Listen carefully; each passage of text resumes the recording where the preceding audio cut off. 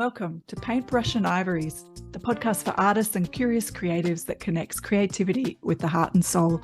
I'm Michelle Walker, and I'm here today with my creative soul sister, Jennifer Ruth Russell. Hey, Jen. Hey, good to see you. Good to be with you. Wonderful that we get to connect. So today we're going to be talking about creative collaborations. And I've got this on my radar right now because I'm doing a great collaboration with my dear creative friend, Jude White. So I just want to give a hello out to Jude. We're doing an exhibition a bit later in the year. So I'm really curious because obviously I come from a visual art perspective. You've got the performing musician perspective, and I'm really keen to hear your thoughts on some of these points, Jen. Oh, I'm so glad to share. I'm so glad that we are in very different fields with collaboration, because I think it's going to be a very interesting episode today. Awesome. So if you're listening and this might be something that you've already experienced, we obviously would love to hear your thoughts, but let's dive in. What do we mean by a creative collaboration? So I want to give us some kind of structure and what my thoughts were so we can lead us off and you can bounce off this, Jen. Okay. The definition for me is where creative content, whether it's music, artwork, a performance, a production, is co-created by a group of two or more. And the form of the relationships with those parties is a mutual one where both are contributing their work, and that the control or the sort of decision about what happens when and what happens where is actually shared between those creative collaborators. That's my general idea, where it's sort of coming from an exhibition or a specific perspective. What about you? What do you think of when I say creative collaborations? You know, it takes me to songwriting mostly and performing. You know, so many musicians, we join together to do what we do. There are solo artists, but when you think about it, when they go out into the world, they need support, and that's some kind of a collaboration, but not really with the creative end. You know, they need somebody to help them with the sound, with the lighting, all the things that go with their performance. But really, the juice is theirs. You know, the creative juice has been their creation. So I agree with your definition. I think it's a good one. And what's some of your experiences? So you've mentioned being in a band. That's one of your examples of a creative collaboration. Were there others that you wanted to mention from your perspective of being a musician, singer-songwriter? Yes. My partnership with Michael, my beloved, is very much a collaboration that has grown through the years. I mean, we've been doing this for almost 30 years together. So that in itself has been an amazing journey. I remember when I started, I was very brittle, let's say. And now I'm just like a flowing, beautiful river. And I'm able to really collaborate easily now. But I have to say, it's been a process. It hasn't been just an automatic, oh, let's dive in and write this song together. And I've had a great time being a collaborator with you in this podcast. That's been a lot of fun. The way that it has worked so beautifully is, you know, we both share. But I remember telling you, I need you to anchor this. And I think that clear communication when we began has been really helpful for our success. Yeah. Because my bandwidth was not able to anchor this. And you've done a beautiful job of that, the Virgo that you are. I'm so grateful. And, you know, then another type of collaboration too, it has to do with music, but it mostly has to do with just being available, is my partnership with Mother Mary. And we could talk about that a little bit later if you want. But, you know, as far as music goes, every time you get together with other musicians, you are collaborating. Yeah. Yeah.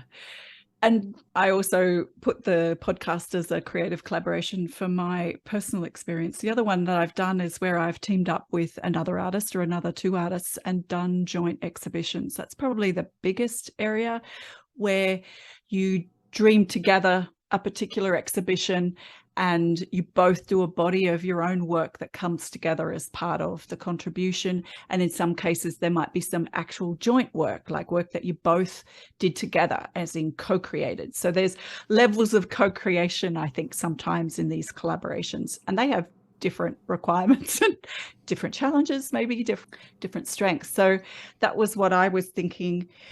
I just got curious because I've always thought that it would be nice to do collaborations across the expressive arts. And I had recently seen an article, and I just want to mention it because it really piqued my curiosity and my interest. And it's a collaboration between two Australians, a fellow who's a designer, Trent Jensen, and a saddler, someone who works in leather, Johnny Naguda, and they're across the country in Australia, and they came together to develop, one had the product design skills and the other had years of being a saddler in far northern Western Australia, in remote Australia.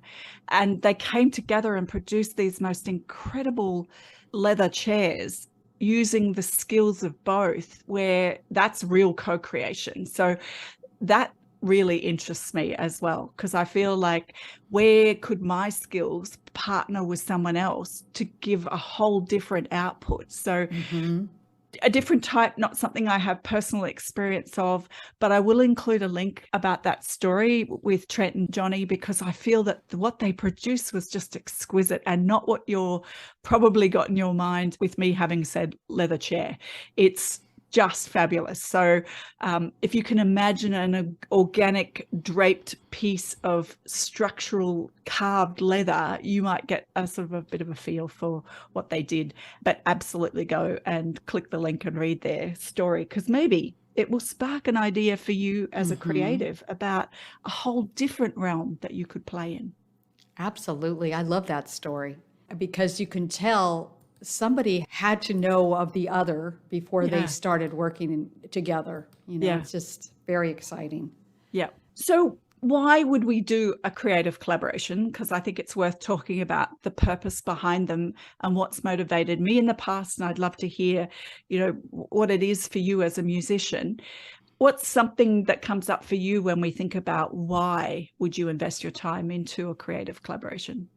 I think that it always pulls you up to a higher level of performance or creativity.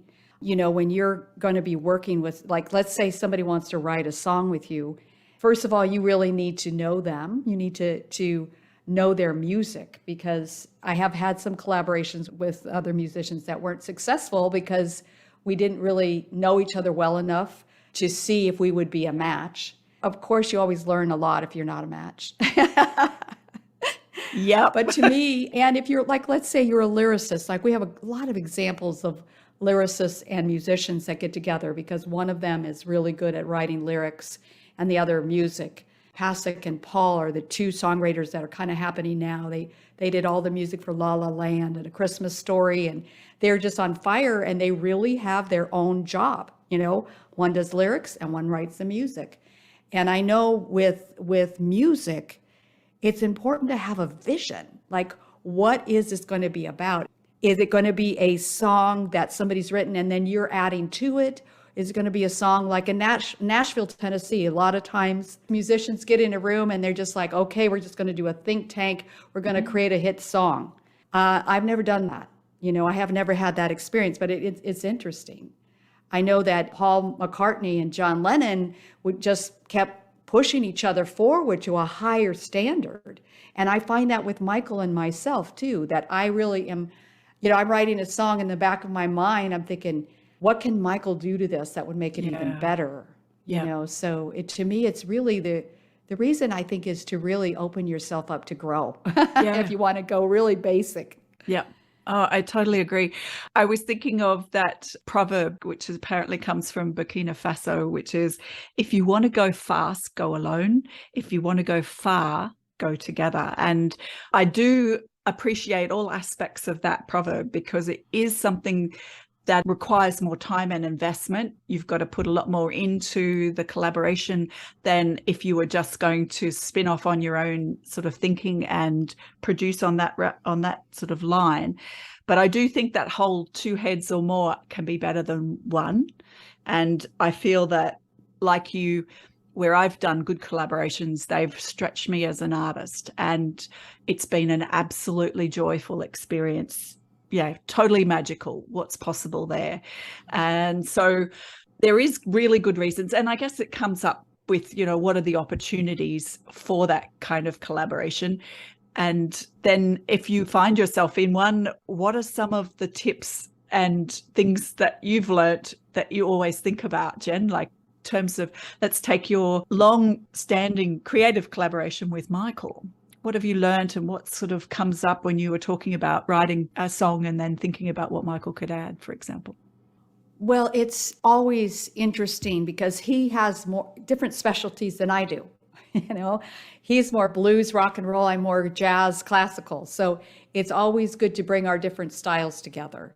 If he's stuck with a chord, like say there's a musical chord that he's hearing, but he can't quite get to it, he will come to me because I have a deeper understanding of jazz, which sometimes brings a little more complex chords in. And so it's fun to do that. I have to say, though, and I hope we're going to spend some time talking about what to be aware of in collaboration. Now, happy to talk about that right now, because I think that's, I really want to explore. Yeah, I do. And I think, this is what happens too with musicians. Well, let's get together and write a hit song. You need to decide before you start that what your arrangement is going to be, because if it is a hit song, there's going to be money involved. And then what? So that conversation, it needs to happen in the beginning. If the vision is we're going to write a hit song, then it's always uncomfortable and not always conducive to creativity to have that conversation in the beginning. I mean, I can't tell you how many bands have spent 3 months trying to figure out what their name is going to be, right? But just like, I'm sure this art show that you're going to get to do, that you're doing and you're working on right now, it has a title. You know the vision of it. You tell us the title, because it's so cool. Ash, Mud and Tears. Yeah. And the purpose of it is? To look at the experience of living through the bushfires and the floods of the last couple of years. Yeah, see, that is really of a high purpose, and that has really focused. So I'll give you one other example that Michael and I have been working on this last year. I decided to do a song a month for my sanctuary, and it's all on the chakras. It's all for working on our chakras really opening up. So it was beautiful because I would get an idea, and because we didn't have the usual luxury of time, it had to get done, and it caused even more brilliance to come out in our collaboration. But in that, I was the leader. And I do think it's important to know what your strengths are. Because if you start butting heads, because I know more than you know, if somebody shows up in a collaboration as a know-it-all, it's not going to work. It's going to be hard, yes. It's going to be really hard. And if you're not open to the experience and to other ideas, it's going to be really hard. I think the most important thing is to really open up a space of safety and just keep telling your ego to get in the back seat, because you don't really need your ego at all. I mean, of course, your ego does bring forth some things that are helpful, but very, very often for me, it was that I felt threatened or something in the beginning of doing collaborations. For some reason, something in my creative psyche was like, I was insecure. Yeah. And then as I started getting more secure about what I was doing, I was able to open up and let the experience happen instead of trying to push it. And that has been a really big, beautiful help. So you've touched on some really interesting things that I want to kind of highlight, because you've talked about each of us knowing our strengths and what we're good at and what we contribute into the collaboration. So I think one of the important things out the front is discussing the arrangements, as you said. What is that when you're doing something that might be a collective pool of income? What is it that you want to get out of the joint effort? Talk about that with your partner or partners. Like, what's your vision for it? And what is it that you not only want to get out of it, but what do you bring? What's the strengths that you bring, or the joy in your heart that you would like to be expressing within the collaboration? And how does it serve you? So that conversation, and when all of that gets shared in the middle, because not everyone thinks deeply about some of those things. And having that conversation gives a bit of structure for each of the collaborators to think about it and to voice their truth.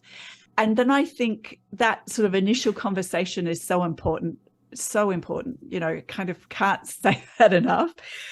And take care of that early business and set up how you want to sort of work together. And as you said, is there someone who takes the lead overall, or is there someone who takes the lead for certain components because of their strengths? And you can come to some arrangements and agreement about what that looks like.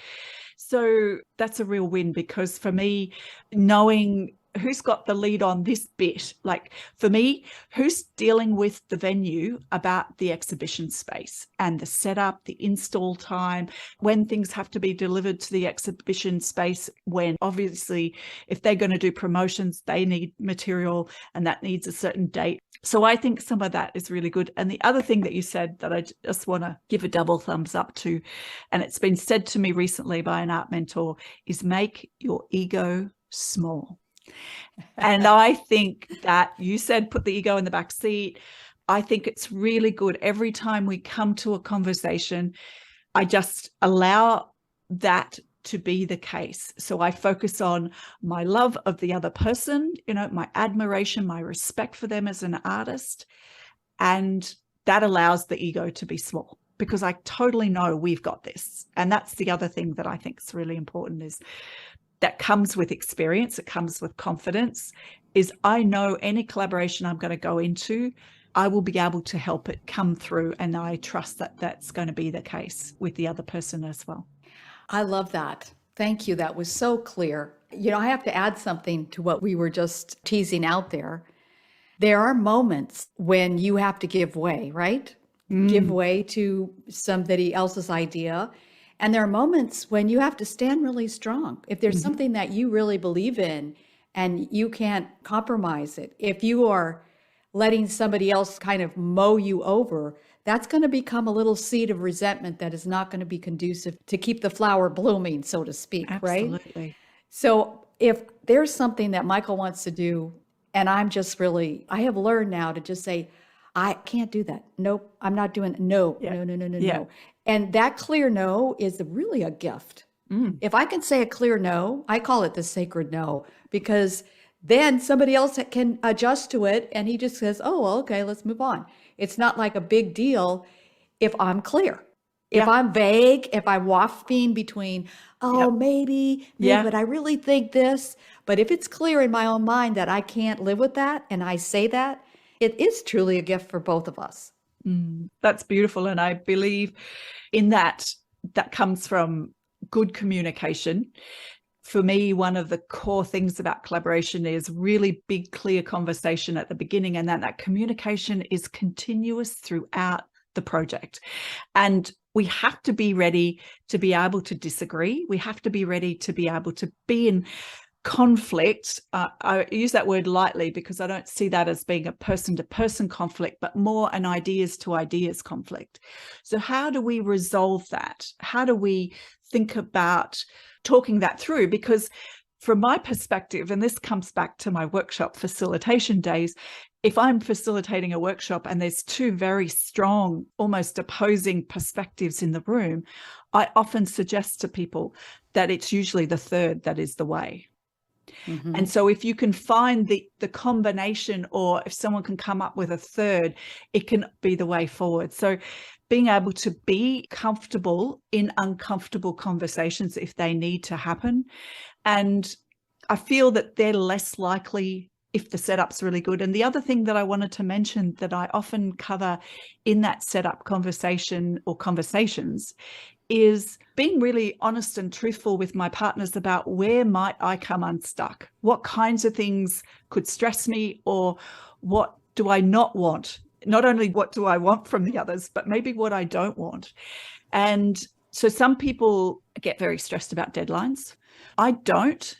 What stresses me is not knowing, is where I kind of feel that the things are being decided or there's stuff going on and I'm not in the circle. That causes me to waste energy, put it that way, rather than stress. What about you?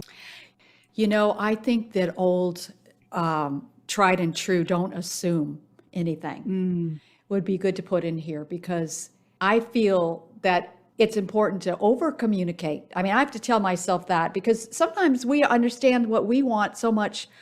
We might say it in three brief words and think they're going to catch it. I would say over communicate. I know we have collaborations in my academy all the time. We do equinox ceremonies together. And if everybody knows what is theirs to do, and we've talked it through, maybe not once, maybe not twice, but maybe 3 times, it lets everybody sit in their pocket of what's theirs to do. And also, I have to say again, if somebody is the leader, it helps everybody be a little more comfortable than just like, we're all out here, 4 people marching in a straight line, and nobody can really see each other. What are we doing? Or maybe we could even call it if somebody is a host of the vision. And I love that word because leader can be a bit laden kind of in terms of being the boss, but the host has got a much more generous and warm, welcoming feel to it. And I do think what we're talking about at its very core is power sharing. And when we're in a collaboration, we can agree about who's got the lead in certain components. And then that is an agreement. Therefore, the power has been shared. It's not someone making unilateral decisions on behalf of the whole group without talking to them. And that's where my experience, I had a collaborative exhibition that I did 15 years ago now. It was my first big one, really, as a visual artist. And there were some things about that collaboration that did not work. And the capacity for me to stand my ground was actually really challenged. And one of the messages that I got and that I learned is that the closer a friend you are to the other, the more you need to talk about it and the more you need to write it down. So assuming, and goes back to what you were saying, assuming that, as friends that you would understand each other, or that you'd give each other a break, or that you'd give each other the benefit of the doubt, or whatever that might be, that can fall apart. And if there's a deep friendship in the mix, that can be at risk. And in my case, that did end. So, and it wasn't because of the creative collaboration only, but that was a piece of the picture that was happening. But for me, it made me be really clear about the kinds of things I need in a creative collaborator. What would I step in and say yes to? And I'm a little wiser these days because of that. And part of it is the willingness to talk through all the details and be really, really clear about the vision. And in that case where I didn't feel that it was a particularly successful collaboration, I still got stretched. I still did a body of work. I still exhibited for the first time. So there was still lots of positives, but there actually wasn't a clear conversation about power sharing. There was a lot of components in it, but I got a little bit under perhaps my strength space. I kind of didn't stand in my ground. And when I tried to, it was sort of too late. Oh, wow. Well, I have to say, that just reminds me of how many failed collaborations I've had as well. It takes a lot of courage to step into the arena with someone else. I just want to, if anybody's thinking about collaborating, try it, because to me, it gives you an opportunity to grow a lot as an individual and with your communication skills, and also with just your feeling of who you are and the value that you carry. Yeah. It really has it's been a lot of growth for me. And all those that did not work very well, just like Michelle, just like you just said, I'm so grateful for them because they helped me form even better skills for coming back again. And I just want to say, don't take your first experience as the experience, just give it a try. Think of it as a lab, think of you're going to experiment in the lab. And have fun with it, and be sexy, which is what I call making mistakes, because it's really valuable and it's fun. Totally. And I think, yes, I love the concept of the lab, because then we go in and we tinker and we see what works, and we see, oh, that didn't work. Small explosion, eyebrows burnt off. Won't do that again. That's how I felt, that I felt like I came away with a bit of a sooty face and my eyebrows burnt. But it did make me really know the importance of that setup. But also, if you've got a group or a partnership that is able to hold the same vision and then is really courageous enough to talk about things when things have changed, not even within the collaboration. So Jude and I had the experience where we put in a proposal, we had it accepted, and that was under the title of Fire Scar. And the proposal was all around the experience of living through the bushfires in that Black Summer bushfire season that Australia had, which lasted for months and months. And in the interim between when we had the proposal accepted and we're still to do the artwork and exhibit in beginning of May this year, February last year, we had the horrendous floods. And my brain as an artist, I found it really difficult to focus on fire. I needed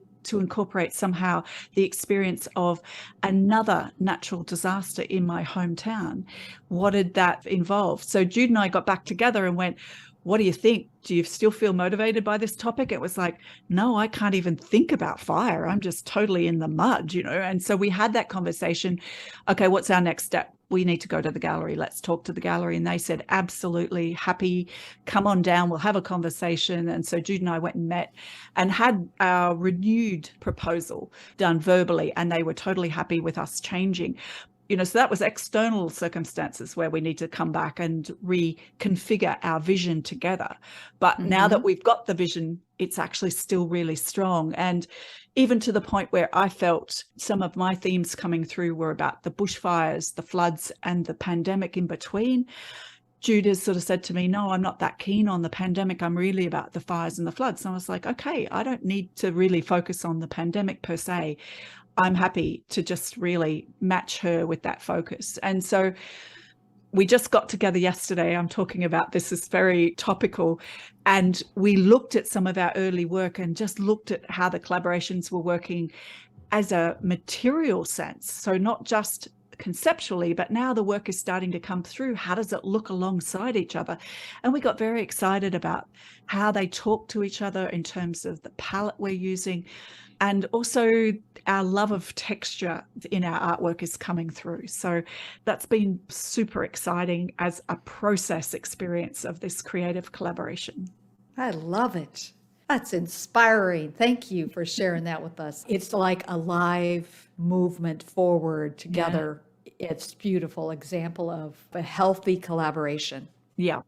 Yes, I do feel I'm in a winner. You know, and I have been in a number of winners in the past. So I feel very excited by future possibilities of collaborations. And looking at that story that I mentioned before about that unusual collaboration between Trent and Johnny, you know, I'm kind of excited by reading that story, so maybe I'll go a bit further afield with my collaborations in the future.